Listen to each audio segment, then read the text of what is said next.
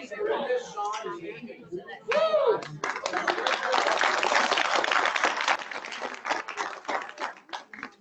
real quick before we start, we just wanted to introduce ourselves. I'm Sean. And I'm Clarinda. I'm Amy. So on behalf of our panel, we wanted to thank you all for coming to our presentation this morning, especially because, as you can see, our title has not only one acronym, but two acronyms in it. So we understand it can be a little bit confusing. But the reason we got together for our panel is we realized that we had a couple things in common with our projects. One of the first things is that we each work with the Forest Service, Gunnison Ranger District here in Gunnison. And each of us worked in some sort of natural resource management topic. And to further inform our project, we each use Geographic Information Systems, or GIS. And for those of you who don't know what GIS is, basically it's just a technology that's used to create and synthesize data and then present it in a visually appealing way. We were joking together on what we should title our project, but basically we make maps. GIS makes maps. So that brings us to our second acronym, GMUG, the Grand Mesa, Uncompahgre, and Gunnison National Forest. That's where each of us based our projects out of. The Grand Mesa, Uncompahgre, Gunnison National Forest is over 3 million acre forest. You can see the full forest here. But today we're just going to focus in on the Gunnison National Forest, the Gunnison Ranger District. So the full forest, the GMUG in itself is run by 5 different ranger districts. It has 10 wilderness areas in it. But yeah, again, we're focusing in on the Gunnison National Forest. This forest offers a lot of different things for a variety of people. You can experience some solitude in wilderness areas or on 14,000-foot peaks. You can go biking on the 401, and you can even experience some skiing at Crested View Mountain Resort up there. So today, we're going to start off with Clarinda's project. There's a big forest revision plan process going on. It happens every 10 to 15 years.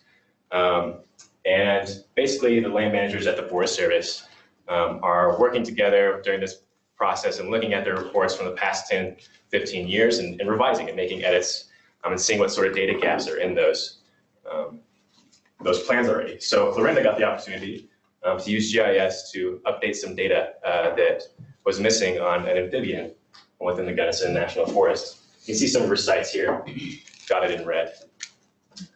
My project will follow up after Clarinda's. I was working down here in the Powderhorn Wilderness, and I was creating an invasive species report and inventory for the Forest Service portion of the Powderhorn Wilderness. I'm going to use GIS to just synthesize my data and put it together. And then Amy, it will be last in our panel. And she did something a little different. She worked at Crested Butte Mountain Resort, and she was creating a vegetation management plan for the resort. And had some unique challenges creating a management plan for a ski area. So she'll talk a little bit about that. So again, we want to thank you guys for coming to our presentation. And I'll let Clarinda start us off.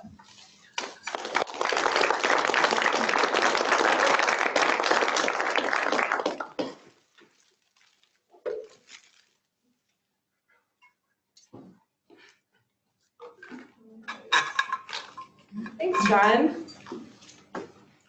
So I'd like to start this morning by getting us all outdoors, out of the classroom, at least in our minds. So I invite you to close your eyes if you'd like, and imagine a place where you might have heard something like this.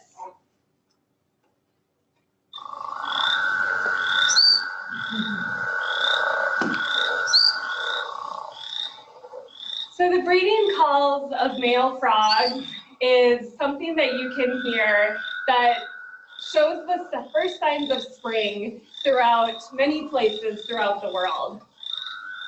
You can hear sounds like this anywhere from your front porch all the way up to a high meadow mountain hike late in the evening.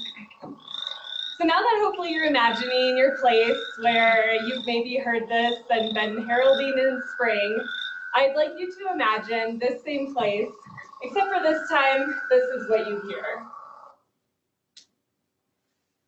If your eyes are closed, you can open them. So what does the lack of amphibians mean to the world? What does it mean to this pond? As a biologist who has spent the last 10 years of my life collecting data for rare and endangered animals throughout the world, the idea that we're losing amphibians from our ecosystem is really a big problem for me. And unfortunately, this is happening throughout the world.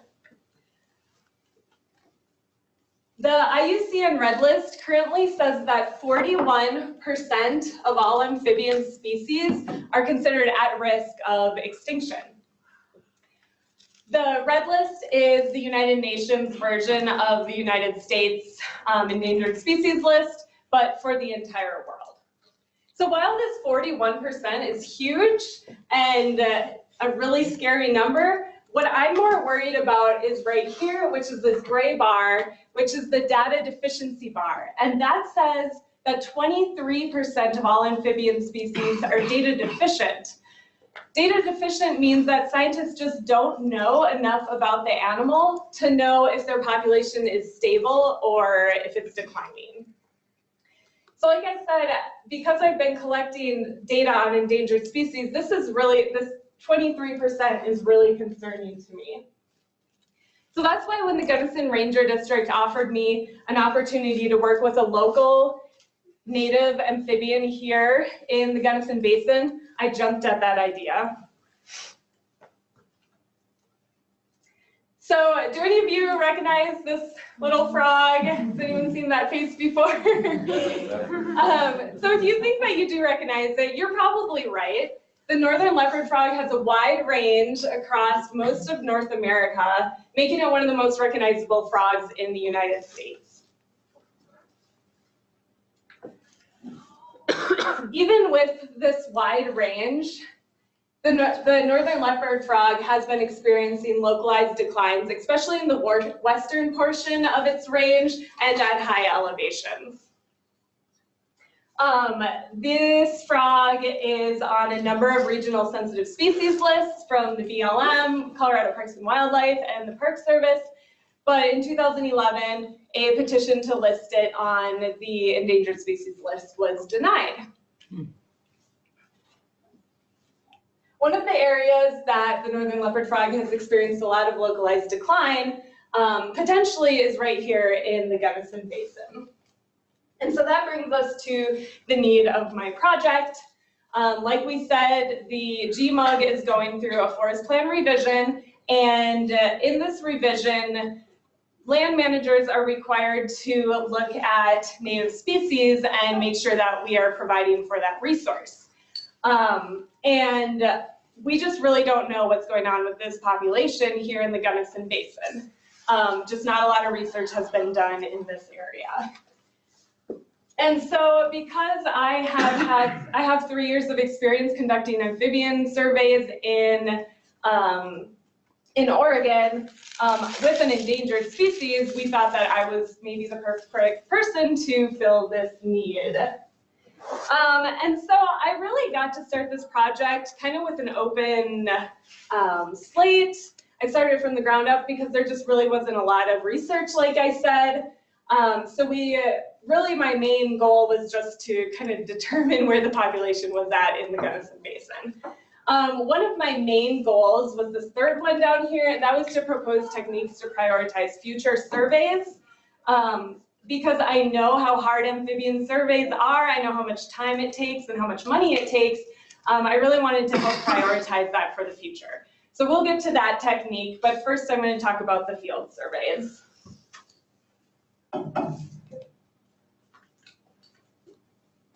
So my first step is compiling data, and to do this I just looked at a bunch of online biodiversity databases and collected all the historic observations of this species throughout the basin that I could find. I talked to Colorado Parks and Wildlife, the Colorado Natural Heritage Program, the U.S. Forest Service, who I am working with, they have a really great wildlife database. I also went online and looked at a couple of other museum record databases and found observations all the way back to 1905. I spoke with local land managers, and I went across the mountains to Paonia and spoke with the wildlife biologist there, where they have a bigger population of these frogs, and so I learned about the habitat there. And that's where we saw this really big lady, so that was fun. And I also talked to some local land managers and users, such as multi-generational ranchers, to see if their kids ever brought frogs home from the pond, or maybe if they did back when they were kids. So from that, I found 13 sites that throughout the Gunnison Basin where these frogs had been identified and observed in the past.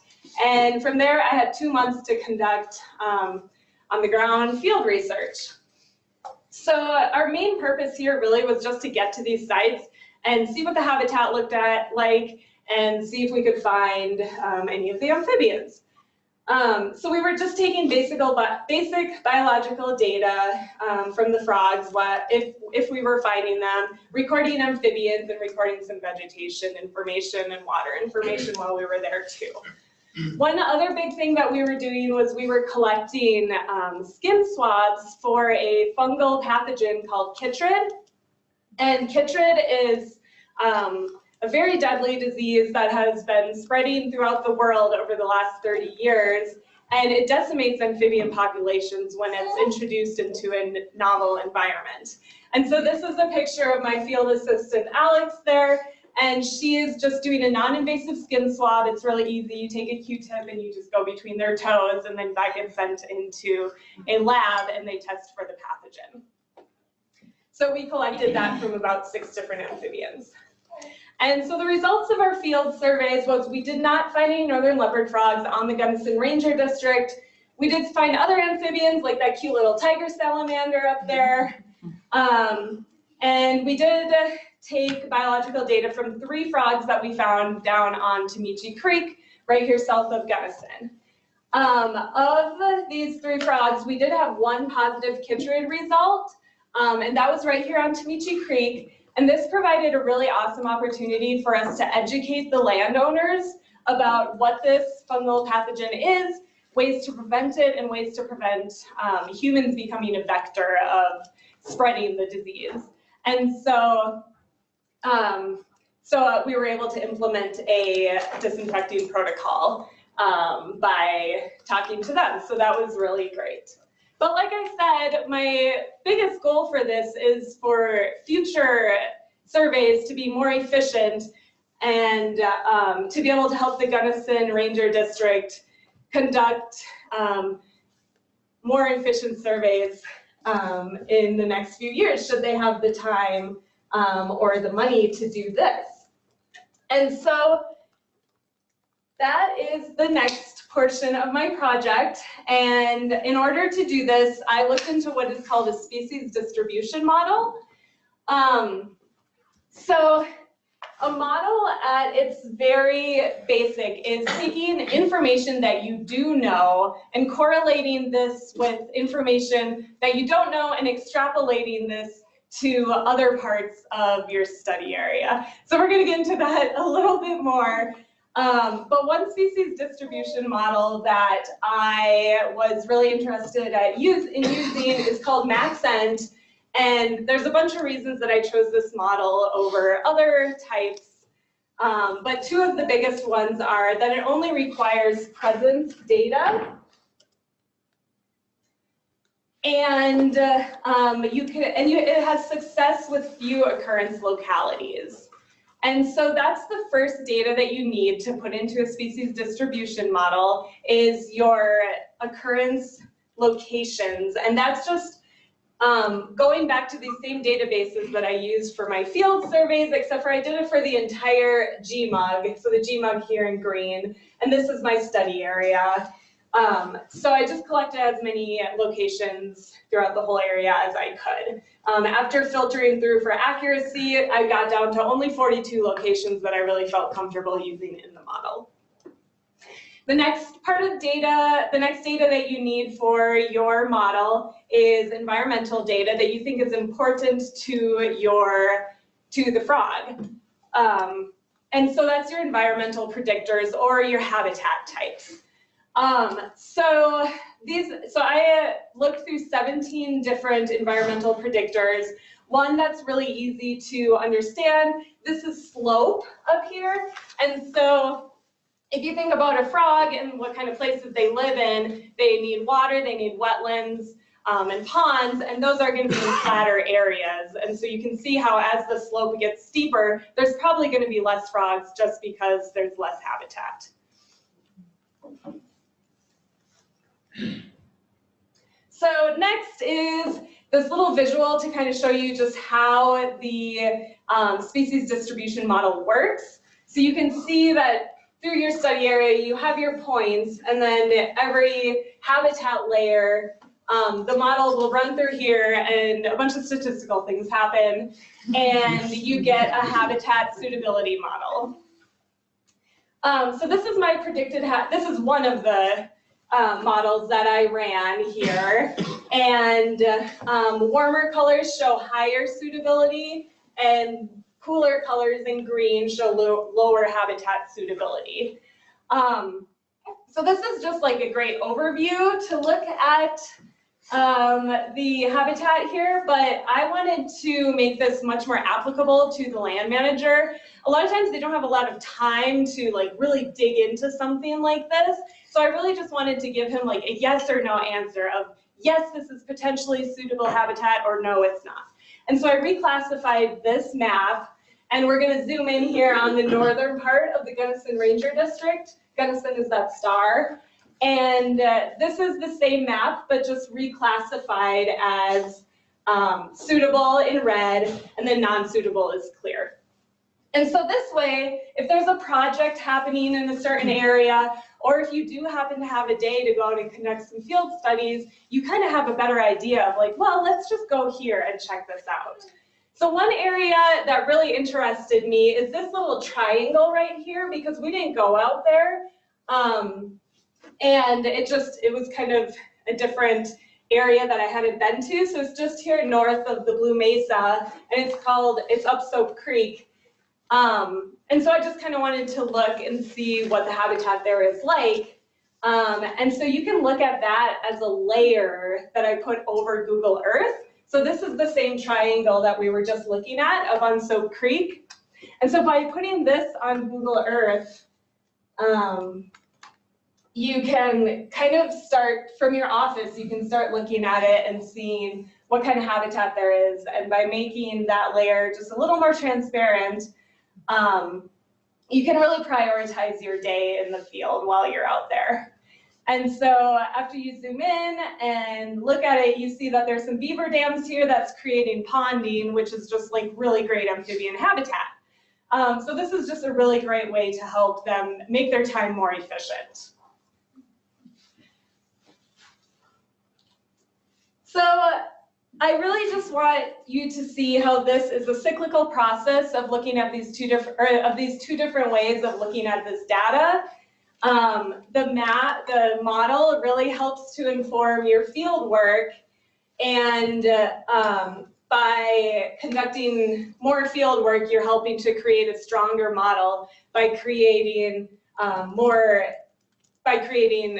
better data to enter into the model. So better data for the model. And so basically, I just hope that this project can help to take this frog out of that data deficiency realm, and that we don't lose this frog from the Gunnison Basin. And with that, I just have so many people to thank, every single person on this list, and especially my project sponsor at the Gunnison Field Office, Matthew Vasquez, and my academic advisor, Dr. Jessica Young, and my field assistant, Alex Fortney, has been really great. And thank you, and I'd appreciate some questions.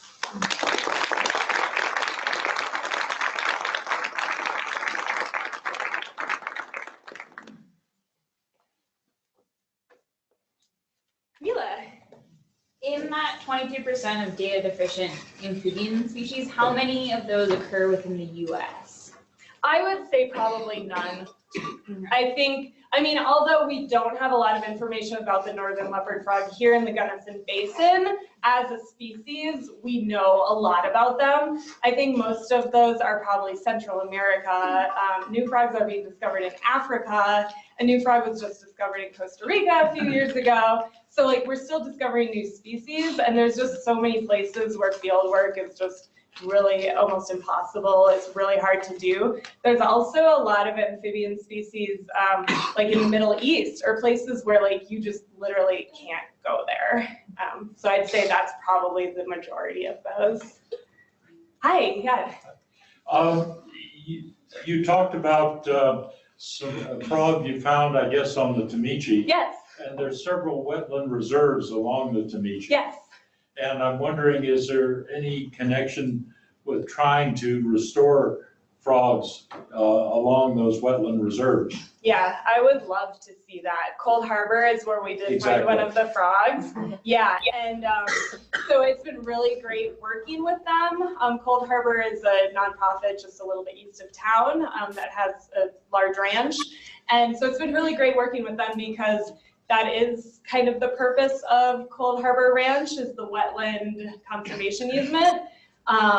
And I would really love to see a comprehensive amphibian survey being done along Tamichi Creek. A lot of aquatic surveys have been done, it seems, but it seems like the amphibians are kind of just like forgotten about in that area. So yeah, I would love to see that. I think it'd be really great. Yeah. Yes. Yeah, I was wondering if you were finding many bullfrogs, and are they out competing the leopard frog? Yeah. Or is the leopard frog been in a 30-year decline? Too far. Sure. Yeah. So we did find a population of bullfrogs here in Gunnison. It might be the highest elevation population of bullfrogs there is. It's connected with a hot springs creek. And that population has been there for at least 40 years. It's been in books, or it's been in amphibians guidebooks. And so we think that that population is in that area and they can't expand because of the warm water. Or they can't expand because it's too cold. But with climate change, of course, that's not something that you can rely on. If things start getting warmer, the bullfrogs could start expanding their population. Bullfrogs are an invasive species, or in the West, they're non-native, and they can outcompete native frogs. So that is a concern, because they are just upstream from Tamichi Creek where native frogs are. And yes, northern leopard frogs have been going through declines for the last 30 years, mostly due to chytrid, habitat change, and habitat fragmentation and habitat loss. But it's been localized declines. Like, I'm sure if anyone here is from the East or the Midwest maybe, like northern leopard frogs seem to be doing fine there at the moment anyway.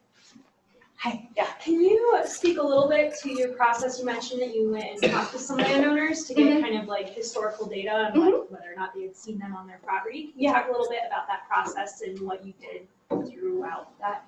Yeah, definitely. So I was working with the Forest Service and it was really great. So the year before I did this, I had worked with the range department. And so the range department, they work with ranchers and everything throughout the valley. And so I already kind of had that connection. So I just went and asked the range managers, I was like, do you know of any ranchers who would like to talk to me about frogs? And they introduced me to a few people, just mostly like multi-generational ranchers, because I just wanted to know if people had frogs. And then also I just kind of like started talking to people about it. Like, this is my project now. So I was just like, anyone I would meet on the street, or when we were out doing field surveys, like there'd be fishermen out and I'm just like, hey, have you seen any frogs around? And most people are like, what? There's no frogs here.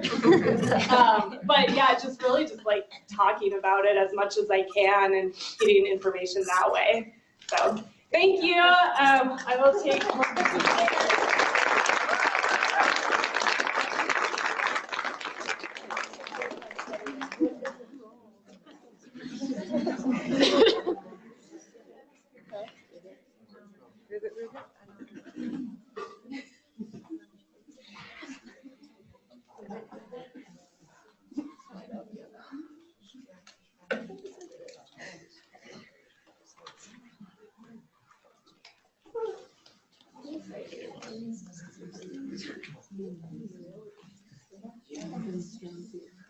Okay, so by show of hands, who here enjoys solitude in the outdoors?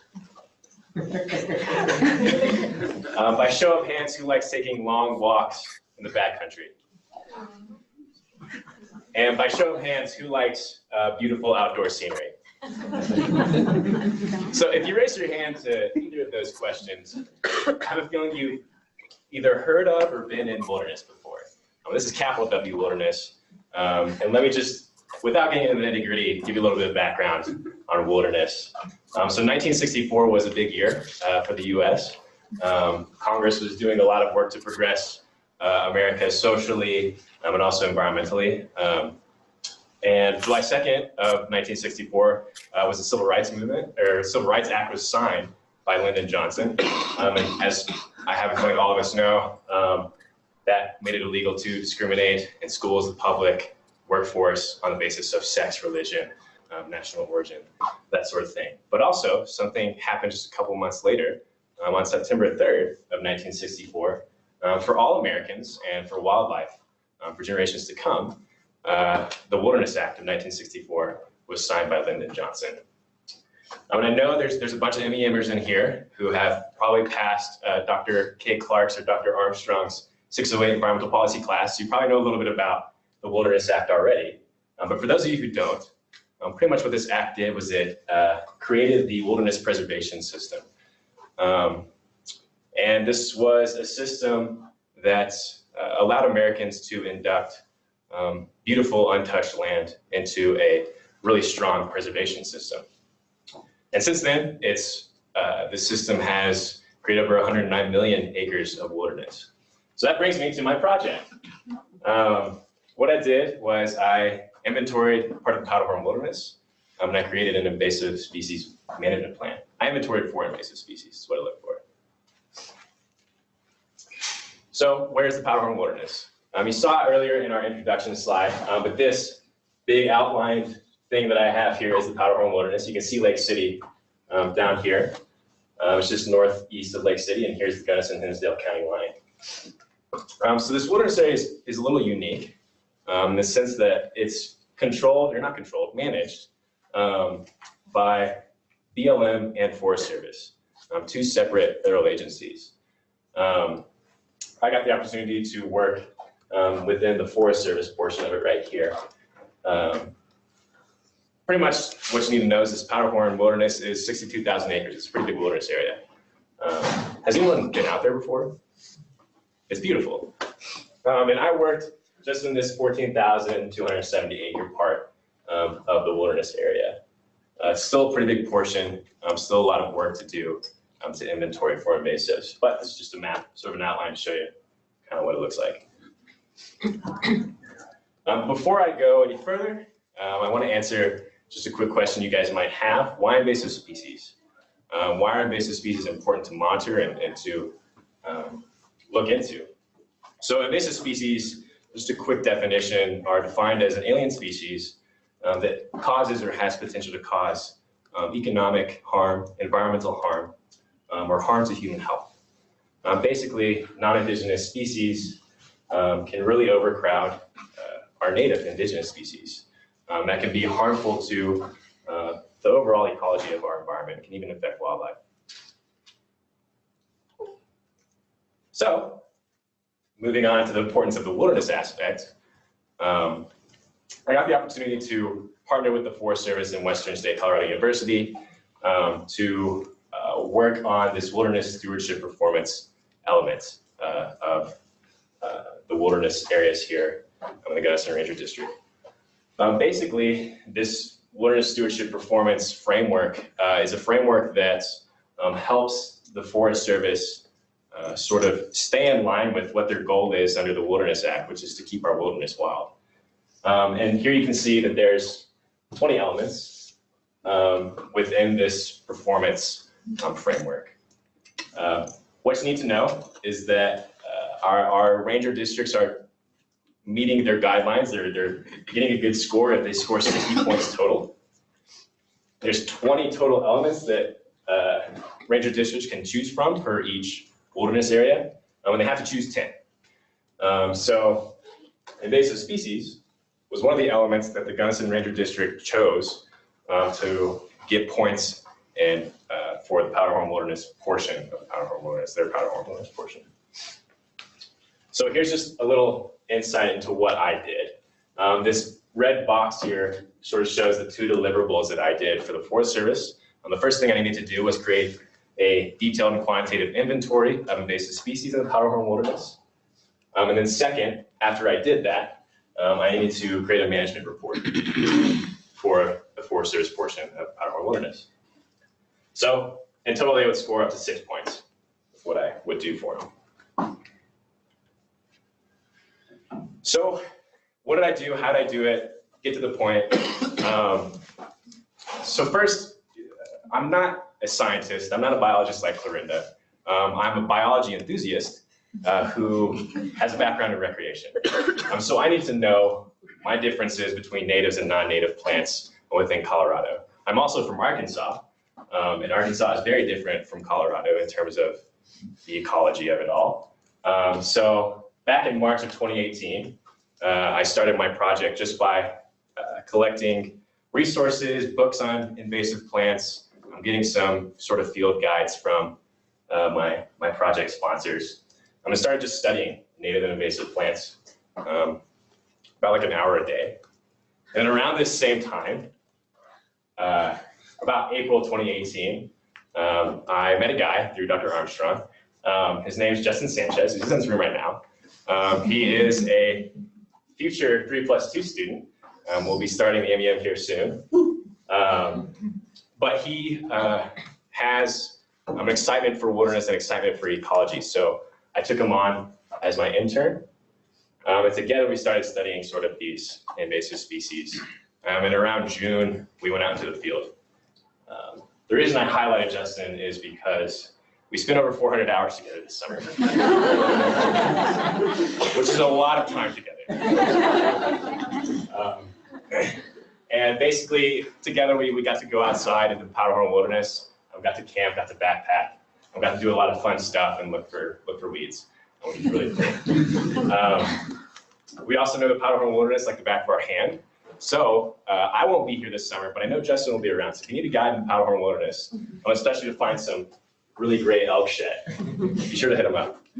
But in all seriousness, he was an intern that was paid in beer and food. So I really appreciate his help. So how do we collect our data? I was able to get a Trimble R1 GNSS receiver from Dr. Coop, which is really great. It took me a while to figure out how exactly this thing worked. But basically, I used my iPhone 8 with an app called Art Collector in it, and this Trimble GNSS receiver to collect my data. Accuracy was really important for collecting my data because I would have to give what I found to the Forest Service and put it into a database for them. So when out in Powderhorn Wilderness, your iPhone 8 GPS doesn't really do a whole lot of good comparatively to something else that's more complex. So this thing just basically pairs to your phone and acts as like a beacon. We were getting sub 4 meter, sub 7 meter accuracy out there with our data collection. But technology is only great when it works and when it stays charged. So this is a huge battery that I had to get. One of the challenges that we found when we were out in the wilderness area is being out there 2 to 4 days at a time can be taxing on an iPhone 8 battery, especially when you're sort of out in the middle of nowhere. So we had to be sure that our devices were charged just in case we found something. So yeah, that was a good hurdle that we passed over, and that battery is really great. Got it off Amazon, and it can like charge your phone 14 times. It's pretty great. So just a pitch for that. But after I collected my data, I converted it into shapefiles and put it into this TESPIS database. This is the Threatened and Endangered Species and Invasive Species database for the Forest Service. I was really fortunate because Colton Rosales, who is a range specialist at the Forest Service, has used this database before. And so I pretty much was just like, hey dude, I don't know how to get this in here. And so me and him just sat down for a day and got my data into the database. And then I completed my first deliverable. So this is my data in all its glory. What I did was we found points, and I would make a sort of a perimeter of an area of an infestation or something like that. So let's take a look here. So this is oxeye daisy. We found 2 different invasive species out in the Powder Horn Wilderness. Oxeye daisy was one of them. This is just a picture of what it looks like in the summer. It's beautiful. You see it a lot up in Mount Crested Butte. But it is an invasive species, so we recorded it, took pictures, showed the sort of way that we can identify it. Here you can see my shape file of what I had. So then that was put into the database, which allowed us to show sort of the acreage of the area. And then I did the same thing with the Canada thistle that I found. Here's just sort of a picture of Canada thistle. I tried to enhance this picture, but this actually isn't Canada thistle, this is elk thistle. There's a difference between the two, and when they're in rosette stage, it's really hard to tell. So one of the challenges that we had was figuring out sort of what plants were, not being biologists necessarily. We got really good at our identifications, but a lot of times we would take pictures back, and even if we had to, I just kind of take a leaf or something and be like, is this right? Is this what we're looking for? So then I made shape files, put it into ArcGIS. Cool. And so my second deliverable was an invasive species management report. I was really fortunate to sort of have reports that I could mimic, and reports that just guidelines in general that I had to follow. So there are a couple things overall in my findings worth noting. In my results section, originally I didn't think this was awesome, but when I took a step back and realized that invasives are something you don't want in a wilderness area, it's really great that we only found 30 total acres of invasive infested area within a 14,270 acre wilderness area, which is really great. And then I kind of gave some suggestions based on sort of what Colton told me. Colton Gonzalez, who's the range specialist, and what I found in other reports and research just on sort of what ways we could control these invasive species. You can use hand tools, herbicides. Herbicides are a whole other beast to think about when thinking about wilderness character. But my thought also is that a student conservation association help could really help the Forest Service this summer when they're out here. And then another thing was just sort of talking about monitoring for the Forest Service. Monitoring for new growth doesn't have to be an invasive person necessarily. Even field rangers or wilderness rangers are out there a lot. So some grunt work down there, I think. And yeah, I'd like to acknowledge some of these people, but first I would like to just say that wilderness is sort of rare land. And when I think that the U.S. Forest Service Gunnison Ranger District here has very good intentional efforts in keeping them wild, which is really great. We have a great ranger district. But like I said, wilderness is rare land. It's untouched land. And I think it's our job sort of as recreators and as environmentalists to keep that land as well as we can, because it does provide a lot of benefits for our connection with nature.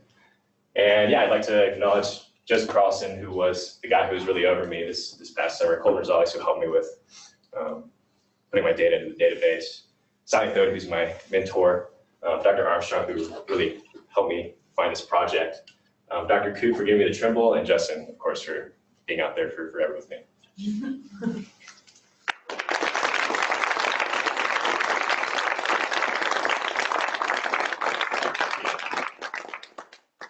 Yes. A question about something that's not your fault. Yeah. Ready for that? Yeah. And I'm still just learning about it. I was talking with a colleague about it last night. Remember Regina Lopez White Skunk, who was here for the keynote for Headwaters in the fall? Yeah.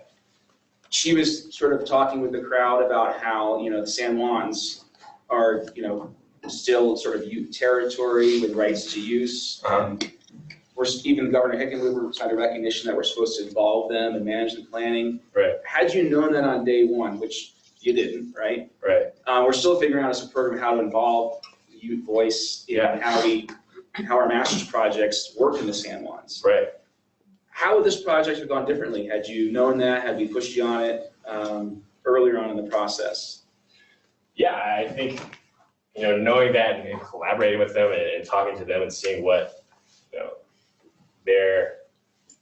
I guess like what their thoughts are on invasive species and sort of what they want.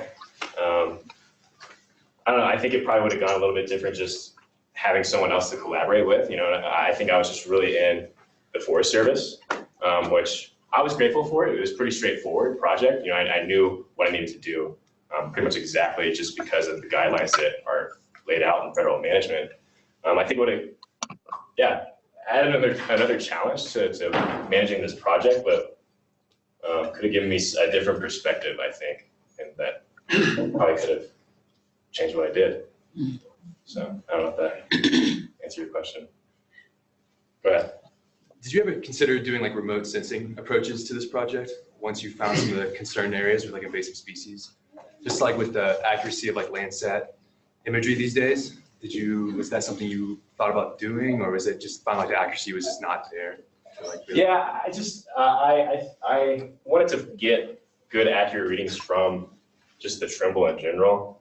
I didn't really, my background in GIS is kind of minimal. These guys are much better at it than I am. So my use of it was pretty basic, just in the sense that I wanted to use sort of just the accuracy that I knew could come from that Trimble unit. So. Yes. Very elementary question, but how, out of 14,000 acres, you identified 30 acres, correct? That's what you said. How would that have invasive species gotten there? That is a really good question. So I'll go back real quick. Oh, back use this.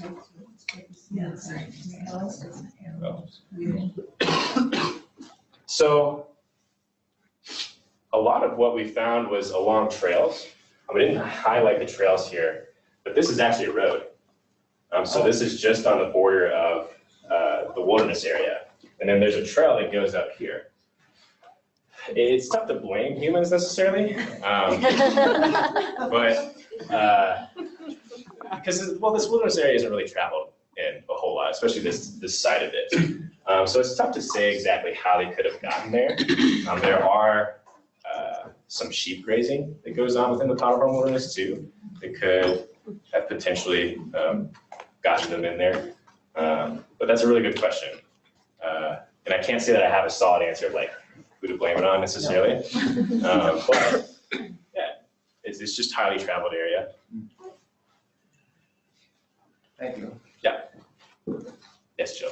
Thank you. Yeah, it was a great presentation, by the way. And kind of tagging on to what Dr. John was saying about involving Native Americans and getting them involved with land management agencies. We had a trip to New Mexico with Melanie's class recently, and yeah, I think it's really important that we pass on maybe the work that you've done with what the Forest Service is implementing and trying to get that cultural bridge together to help manage that from a holistic perspective. Yeah, thanks. Yeah, I think so too. It'd be interesting even just to think cosmologically around the words native and invasive from a youth perspective. How do they respond even to those terms? Right. totally. Is there, like with all this monitoring, is there a threshold that the Forest Service is waiting for before invasive species start becoming a problem? Like if there's only 30 acres and several thousand acres, are they like, okay, they're there, we want to keep an eye on it, but we don't want to start pulling them yet? Or are they starting to implement plans like, okay, they're there, let's get rid of them now? My hope is that they would start to implement it just as soon as possible, because it is small. You know, if they just get someone out there for a day, like a day and a half or 2 days, and just get them out of there, then I think it would be really cool. Just because now you can check off the extra 2 points that go along with that. So. And going on with that, now that we know they're there, if we encounter these, should we pull them or should, like as individuals, or should we let the Forest Service know and let them pull it, like? Well, I think maybe both would be cool. I mean, so if you have a knowledge of like what Canada thistle is, it's tough to pull. And there's, you know, a big root system that goes along with it. And then a lot of these acres can be pretty vast. So I think it would be good to let the Forest Service know, but if it is just like a couple things you're like, oh, I can manage that, I got gloves, I'd say go for it.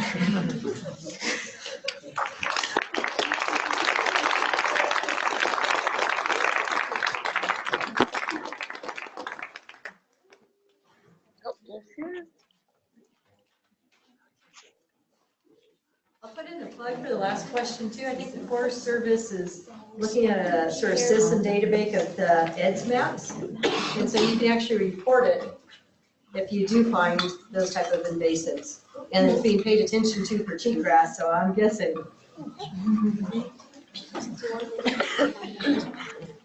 All right, again, my name is Amy Eaton. Thanks again for being here this morning. So I was initially drawn to Western because of its special setting amongst thousands of acres of public land. So I feel especially fortunate to have had the opportunity to do my project on our public lands at our valley's iconic Crested Butte Mountain Resort. And for my project, I partnered with Crested Butte Mountain Resort, the U.S. Forest Service Gunnison Ranger District, and the Rocky Mountain Research Station to develop a vegetation management plan for Crested Butte Mountain Resort. And just a little bit of background information. So public land definitely doesn't come to my mind when I'm recreating at the mountain, but a majority of the ski area does actually reside on National Forest System lands within the Gunnison National Forest. And they operate under a special use permit. And this permit allows occupancy of agency land for a specific use for a specific period of time. And specifically, CBMR operates under Area 1B, which is downhill skiing and winter sports. And as such, they are required to manage the natural resources on their property. And vegetation is one of the components of natural resources that they must manage for. And in addition to compliance with the SUP, we are under a period of change where landscape scale disturbances are driven and exacerbated by a changing climate. In addition to natural change agents like wildfire, beetles, and diseases and pathogens, impacts from recreation and development at the mountain are presenting additional threats to the health of the forested ecosystem. And the forest is also often overlooked. It's really valuable in its provision of ecological services, as well as its capacity to support ski area functions. For example, as it relates to skiing, forests are important. They can help to provide depth perception on stormy days, direct skier traffic, contribute to snowpack stabilization, amongst other things. And for those of you that ski, you know they're also fun to ski through. So the purpose of my project was to provide short and long-term management guidance of the vegetation within CBMR's special use permit boundary. And my project was needed to maintain and promote functioning ecological communities within the ski area. And other ski areas do have vegetation management plans. Generally speaking, they are overall reactive to disturbances rather than proactive in preventing disturbances. They fail to consider challenges that are unique to ski areas. They fail to consider how changing future conditions might impact the forested resource in the future. And they don't have much of a practical field application. So my plan is intended to overcome these flaws and provide an ecologically informed, forward-thinking, and fundamentally functional strategy to provide a framework for Crested Butte Mountain Resort to maintain and enhance the natural resiliency of the ski area while also being able to provide outstanding recreational experiences into the future. And an overall intent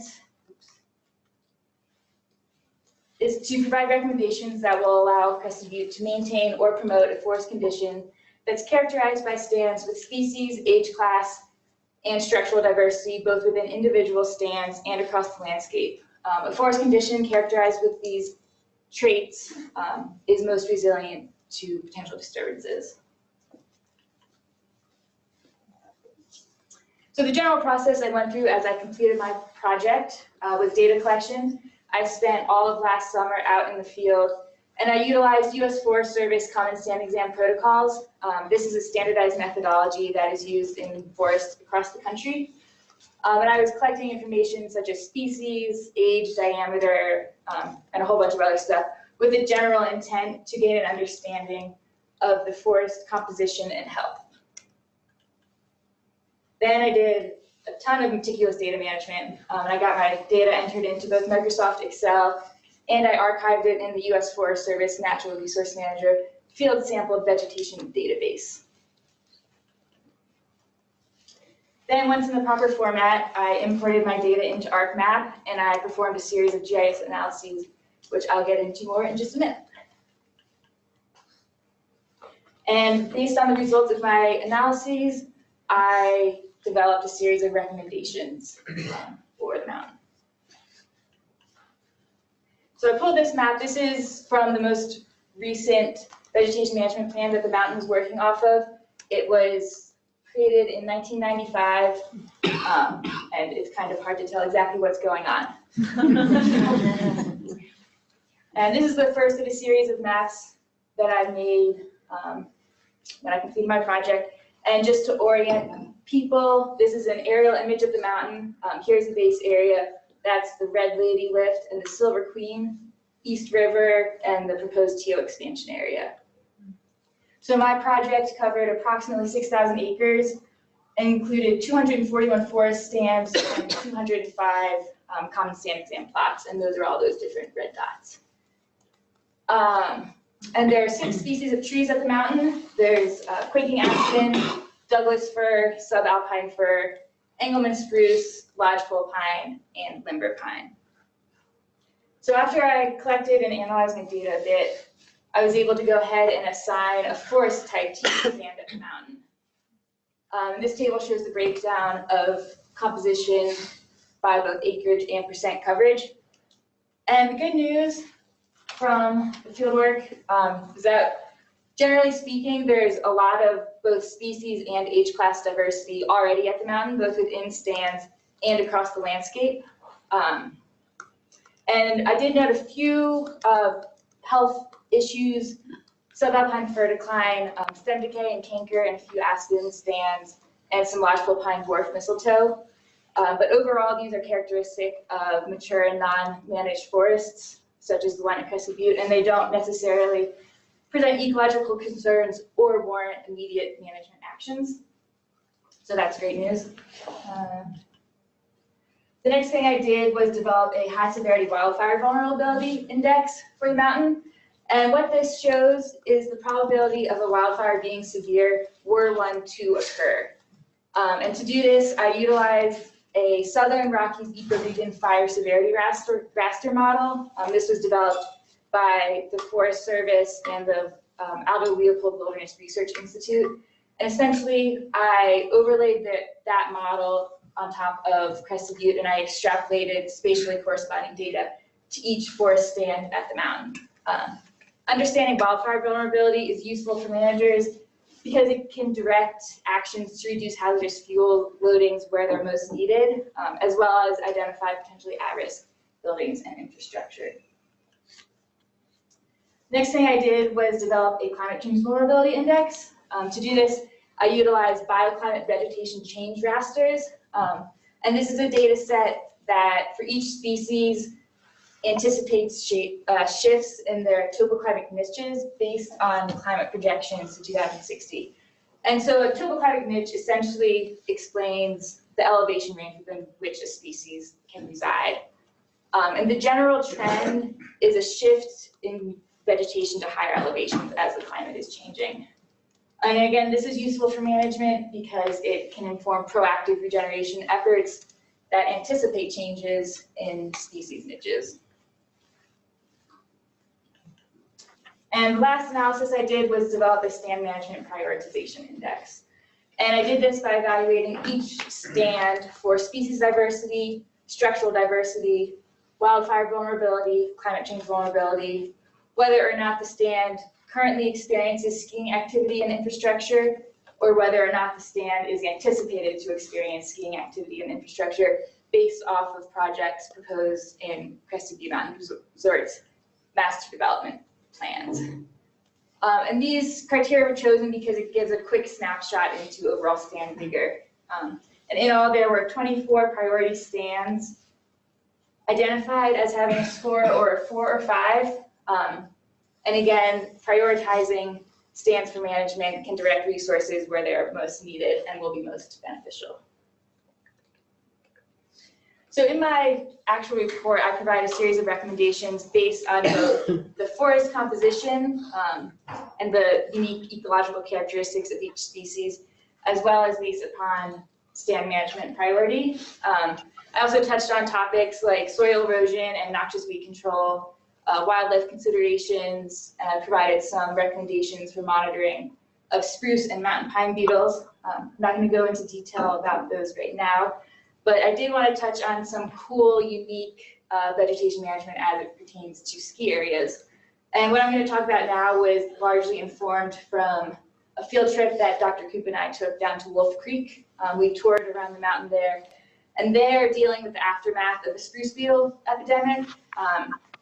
So they're using these strategies to kind of bolster the health of their mountain, but they can also be used in a circumstance with a healthy mountain. So the first thing they were doing is roping off regeneration that's at a critical height just above the snowpack as a way to try to protect it from skier damages. They're using a minimal grooming philosophy as a way to allow for more regeneration, improve ecological resiliency, and create a more natural skiing experience. They're intentionally retaining trees that cast shade across sun-facing slopes. This reduces the radiation exposure of the surface of the snow and contributes to retaining a good snowpack. And creating clumpy patches of regeneration. This can reduce the likelihood of skier damages. Is a natural technique to direct skier traffic and can create a fun blade skiing experience. So overall, my project was really rewarding and challenging. It definitely had its perks, from getting driven around in an ATV with my project sponsor to get to obscure places on the mountain, to eating my breakfast on the Silver Queen every morning, getting a private tour of Wolf Creek, and rationalizing skiing as much as possible this winter because I had to go check on the trees. I definitely learned a lot, and I could not have done it without a whole crew of people. I wanted to give special thanks to Mike Battaglia at the Rocky Mountain Research Station for generously sharing his time and knowledge and making sure that my analyses and interpretations were sound. Matt Fire, who is my project sponsor up at Crested Butte, for being my personal shuttle driver. I would not have been able to do the field work that I was able to get to without him. Dr. Phil Crossley for sharing his GIS expertise with me, and my project advisor, Dr. Jonathan Coop, for providing input and guidance through every single step of the process, down to the very last sentence that I wrote.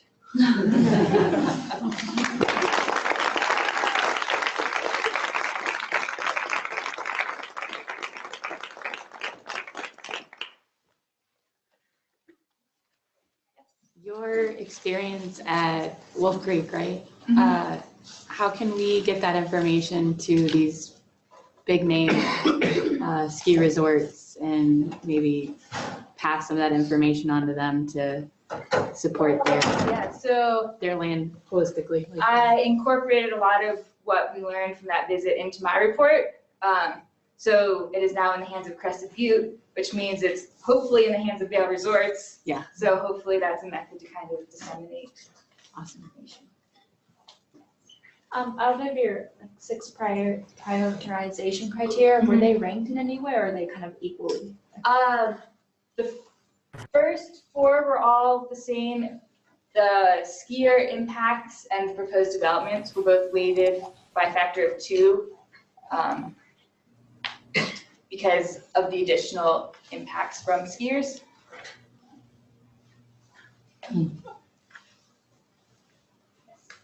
Mine's just a quick comment is that I mentioned this to you earlier in the summer, but I was talking to some land managers that are part of the fire crew that volunteered for a day. They said that was some of the most rugged terrain and they could not keep up with it.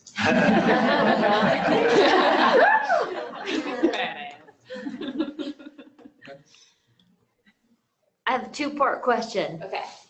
Could you do this again on any mountain with a ski resort, right? Yes. And then how much would you charge for it? Ooh.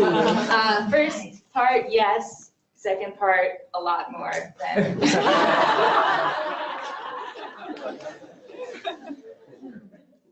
That species population map that was created, I don't know if you can go back to it. How did you determine those areas? Was that all from like Trimble GIS like plotting? So it was kind of a multi-tiered process. The GMUG has a geodatabase and it has a special vegetation layer, which has information about species composition throughout the entire GMUG. Do you know how was that like NDVI? Was that like false cloud? I'm not sure exactly how that was informed. But so I wasn't able to get to every single stand. So for ones that I didn't have data for, I utilized a combination of that information as well as just examine the aerial imagery. Okay. There's a couple of distance questions. And one, there's this discussion how you really define what a stand is, right? What that is. And the other one is how do you treat for beetles and is it harmful to other species in the environment? Sure. So there's different ways to define what a stand is. Generally, a stand is made up of the same species or the same age class or something like that. But for my project, I just used the stands that were already delineated in the Forest Service database.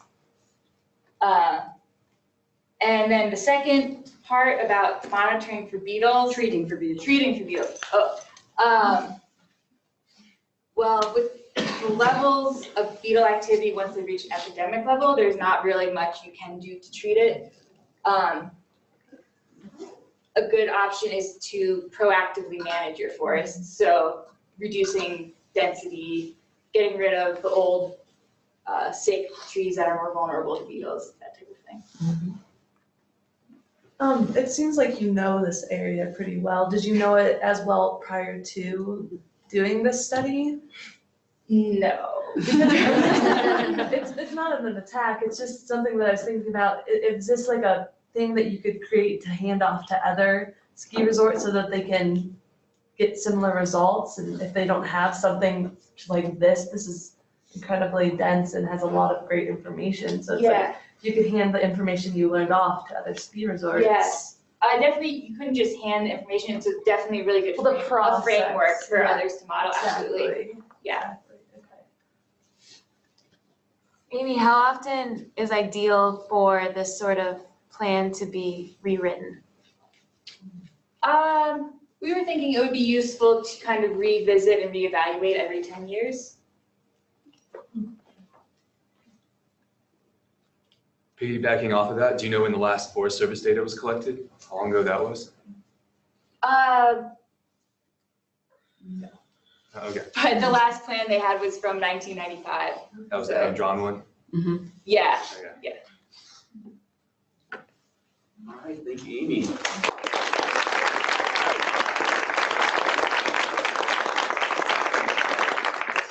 we have about 10 or 15 minutes for some cross-cutting questions, maybe get the panelists to talk with each other a bit. I'll open with one. So looking at these, I like the GIS scheme that brought you together on a landscape scale.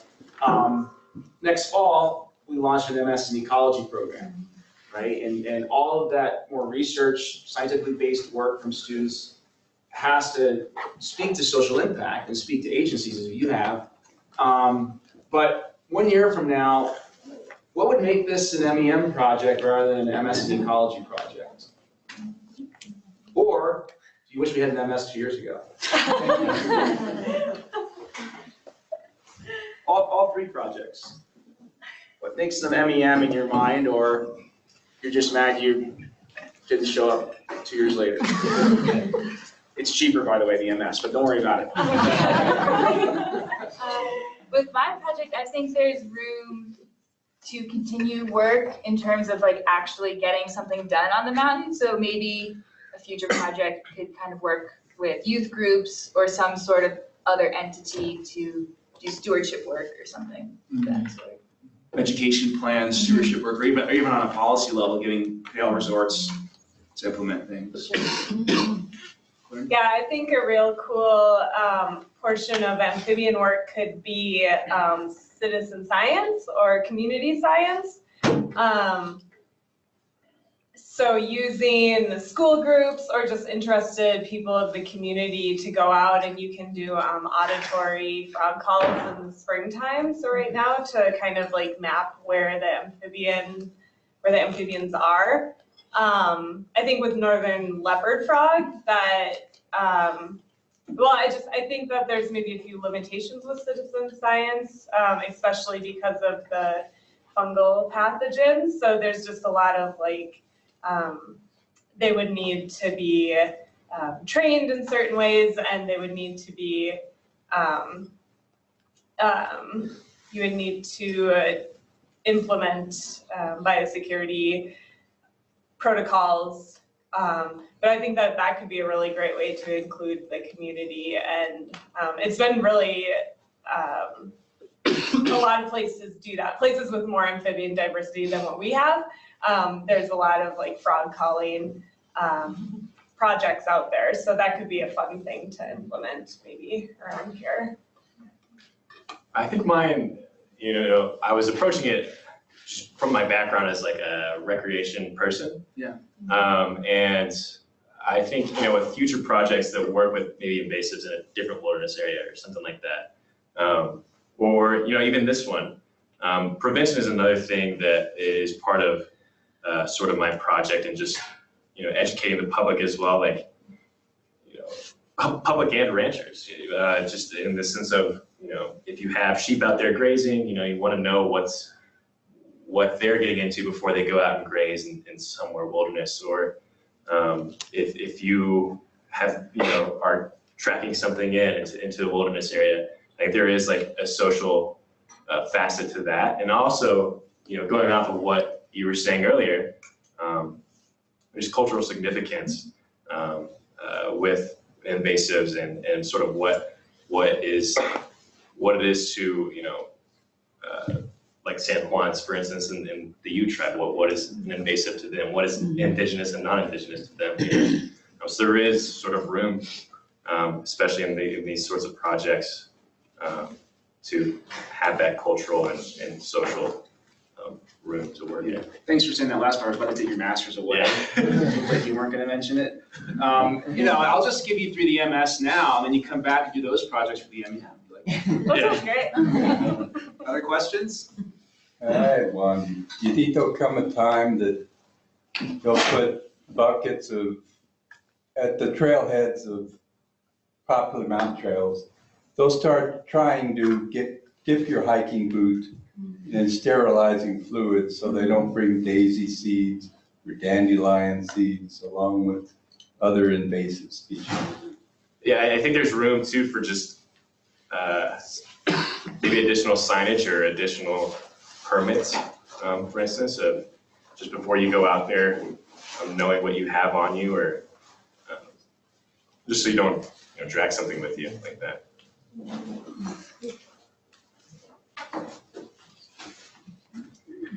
Have you guys considered like geo apps for locating some of these spots, like making like a Find That Frog app? So when people are out and they like maybe find a location for frogs, they can just like pull up the app and mark it. Yeah, there's a really popular one right now called iNaturalist that people use for any like wildlife all over the world, all different species. So I did look at iNaturalist for my project. I was having a hard time contacting the person who made an observation. There's not really a great user interface between like scientists or researchers and the public who's making these observations. So that would maybe be one improvement that I would suggest for apps like that, is to have a secure way to contact people and try and get more details about the observations that they were making. Jess, do you have any questions online? Let me double check again. I have one question. Go on, Melanie. Eric asked, what is the way most people treat for beetles? Is it harmful to other species in the environment? Sounds like an Amy question. It depends on the treatment that they choose. One option is spraying. That's typically to preserve like special trees. You wouldn't really do that across the whole landscape. That could have some negative effects on the environment. What's a special tree? Sorry, humanities.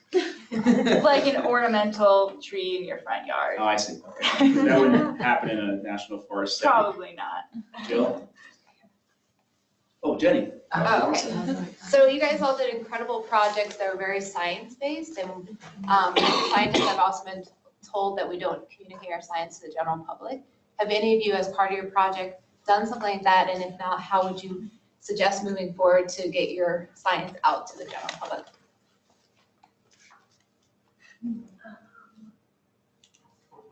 Using GIS. One thing they could do at the mountain is kind of make like an interpretive ski trail with signs that like say what the tree is. And if they are implementing vegetation treatments, like roping off certain areas and stuff, kind of explaining why they are doing that. Yeah, I think by being able to like visualize your project, like the way that we have up here, I guess, is maybe a great way to show what you've done instead of showing like just numbers and graphs. But yeah, I would love to have more time to try to talk about just amphibians in general with the public and share, my passion and my knowledge about it in different ways. But yeah, I think that's important. Similar to what Clarissa said too, it's just being able to show even something like, this is a oxeye daisy, and how do you tell the difference? Well, here's the leaf attaches to the stem directly, like just having maybe just a little bit of information so that folks can know sort of what it looks like, what they want to look for. Which is? Yes, I was wondering if you'd done much by way, particularly for the Powderhorn area, by way of the history of some of the invasives. The Canadian thistle is something that is maybe going to be a product or a major feature in 25 years or less. But I talked to somebody historically his father homesteaded down in the near Delta, but brought in Canadian thistle from Europe. That's where it comes from, for his cattle because it was so nutritious. And there are many other uses for that. And I'm wondering if, and that's probably how it got up into the Powderhorn, but if there are some ways of understanding sort of the background of some of these invasives and learning maybe if there's a product that can be made from them. Canadian thistle is very, very nutritious once they learn how to eat it for cattle and horses. Oh, but you also make a thistle wine and a thistle soup. Exactly. But they also made paper back about 2,000 years ago in Europe, like for the Bible. They printed it on paper made from Canadian thistle, and or what we call Canadian thistle now here. But there's and several other uses for it, and it's good to eat. But trying to sort of learn what could be done, and then how to maybe remove what's there, but productively. Right. Sean, there's a project, the Church of Thistle. Yeah, I think that's interesting. There's just, instead of just trying to get rid of something, right? Something that, ecologically you might think is like volatile or something, and I kind of guess that the sheep that were grazing there were probably the reason that thistle was there. And that's something that was in my report too, is that cattle and sheep, these grazing livestock, do eat this stuff. So yeah, I think that's interesting. I know, at least from articles that I read and the research that I did, ranchers would even put just their cattle where there was thistle and then, change them around to that. So that is interesting, and I don't know, it is kind of something that would be worth looking into, is just understanding the role of an invasive in a wilderness area, and sort of how wilderness character plays in really with invasives. Jess? So 2 things. One, it only comes about once in a professional lifetime that you can contribute as, in this case, scientists to a forest revision plan. So I want to thank you for being ambassadors of the university.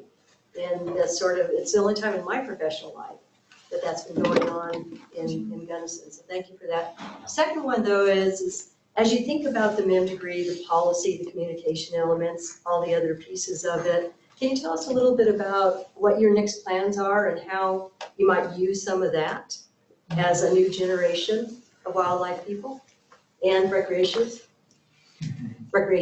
professionals? Yeah, I can start. I guess I started to realize all these different techniques that there are that I think agencies maybe aren't aware of or they don't use. People who work for federal agencies or even any kind of land management agency, they're busy and they're suffering from financial and from budget cuts and from people cuts, so they don't have time to sit down and do this kind of research. Like I had 1.5 years to look into these different techniques.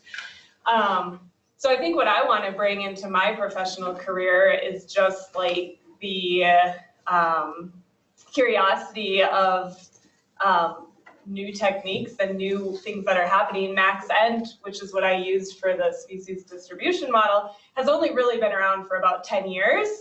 And so I guess that's what I want to bring to my future career, is just like to keep looking and forming these, forming the connections like we did with Forest Service and connecting with like university students. Like I think that's a really great resource for people who are strapped for time and money. We had another question over here. Yeah, mine had to do with the changing climate and shifting bioregions. Like, what does that mean for invasive versus, endemic or native species? Like, does the Forest Service plan or the BLM plan on shifting that definition eventually, as like these climates do change and do shift? That's a good question, and sort of, talking about like these shifting baselines and in my work I didn't see sort of any huge intention to change sort of what their thoughts were on invasive species, or sort of inducting maybe like an invasive into something that could be native or something that's not hazardous, or noxious to them. But I think that is interesting, and something that is definitely worth thinking about is, as the climate changes and as we see maybe a decline in natives and decline in native frogs, a decline in these species, what is our wilderness area going to look like then? What is our environment going to look like then? What should we be concerned about in the future? So that's a good question. I don't know that I have a really good answer for it. Okay, so before we give an incredibly warm round of applause and congratulations for these 3, I want to introduce a friend of the program who's here visiting us, Julianne. Wave hi. This is Julianne Warren, and Julianne's here to help us dream of the future of the new MFA in nature writing and Earth Storycraft. And Julianne's background is ecology, but her great book is Leopold's Odyssey. So she knows a lot about management policy. She's been involved in climate activism. And now she's a very, very, very innovative creative writer who's helping us lead the charge on nature writing at Western. And so the whole spectrum we just talked about, Dr. DeMarco was asking about, turning this into communication, right? I was asking about science to management, that whole spectrum. Our visiting friend here has covered the whole range. Is there anything you want to say about how they translate this kind of work, Julianne? I'm just taking it all in, formulating ideas, and I'd love to talk with anyone in the coming days. Great. So it's great to be here and see what you're doing. It's great. Let's welcome Julianne. So, now you all know we got these lovely pens with your names on them. Do you want to do a knighting or not? All right, so join me in congratulating 3 new masters of love.